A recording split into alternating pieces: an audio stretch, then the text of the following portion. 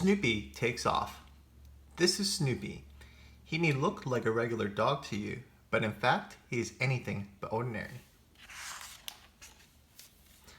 Snoopy doesn't do anything the same way as an ordinary dog, starting with the way he sleeps on his doghouse rather than inside.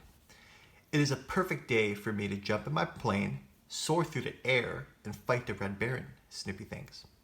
When Snoopy says he's going to jump in his plane, he really means he's going to sit on top of his doghouse. He puts on his goggles, scarf, and helmet. Here's the World War I flying ace flying across the sky in his Sopwith Camel airplane, Snoopy says. Where are you, Red Baron? Suddenly, Snoopy spots the Red Baron's plane. He is finally going to capture the enemy. Full speed ahead, Snoopy shouts. But as fast as Snoopy is, the Red Baron is faster. He gets away again. No, Snoopy shouts. Next time you're mine, Red Baron. Snoopy takes off his helmet and sits down. He turns around and sees Charlie Brown standing with his food dish. I wonder what it would be like to have a normal dog, Charlie Brown tells him. Snoopy ignores him and concentrates on his food. Being a World War I flying ace works up an appetite. Later that afternoon, Snoopy is bored, so he decides to write the next great American novel. He pulls out his trusty old typewriter and begins to write. It was a dark and stormy night. Linus walks by and is curious. Snoopy hands Linus the page. Your new novel has a very exciting beginning, Linus says. Snoopy smiles proudly. Linus hands back the sheet of paper. Well, good luck with the second sentence, he says. Lucy is curious about Snoopy's book too. She has a suggestion for him. You should begin your story with Once Upon a Time. That's the way all good stories begin. Snoopy thinks Lucy may be right, so he changes the beginning of his story. He types, Once upon a time, it was a dark and stormy night.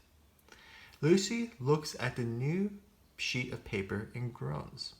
Can't you write about something nice? She asked. Snoopy thinks this is a good idea, so he types. Then he stops typing, and to Lucy's surprise, he jumps off his doghouse. Once upon a time, it was a dark and stormy night. Suddenly, a kiss ran out. And he gives Lucy a big kiss.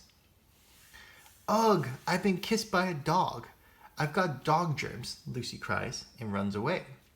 That wasn't nearly as romantic as I thought it would be, Snoopy thinks. Snoopy decides it's time for a dance break. There's nothing Snoopy loves more than dancing. He dances with Charlie Brown. He dances with Lucy. He dances with Linus.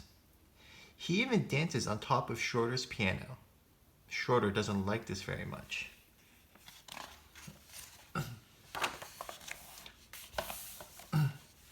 After all that dancing, it's time for a snack. Snoopy invites his best friend Woodstock to come over. Even though Snoopy enjoys the dog food Charlie Brown brings him, he's also a fabulous cook and loves whipping up surprises for his friends. Woodstock loves hanging out with Snoopy and tells him all about his day. Fortunately for Woodstock, Snoopy is fluent in bird and understands every word he says. Woodstock wants to go on a camping trip with Snoopy and some of his friends. Follow me, troops, Snoopy says, and I don't want to see anyone hanging around my feet. The birds are very nervous about the hike. They want to stay as close to Snoopy as possible, so they all fly onto the top of his Beagle Scout hat. Well, at least they paid attention to some of what I said, Snoopy thinks. It isn't long before the birds are very homesick, so Snoopy decides to cut the trip short. It's the perfect time to head home, Snoopy tells them. They knock on Charlie Brown's door just in time for dinner.